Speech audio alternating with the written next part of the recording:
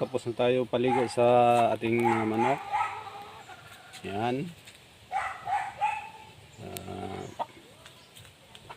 Yung inuna natin paligo, yung mga naka-cord lang muna.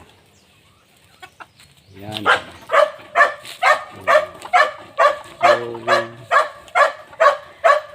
Feeder shine natin, good for 10 packs.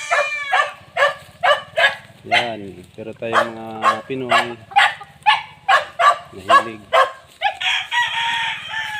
talagang sumuway. Yan, yung good 14 ginawa nating 12. Yan.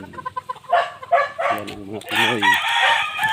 Yung good 14 stag na shampoo ginawang 12. Yan. Parang matitigas ang mga ulo ng mga Pinoy. Kahit sa yung ginagawa natin code, hindi pa natatapos.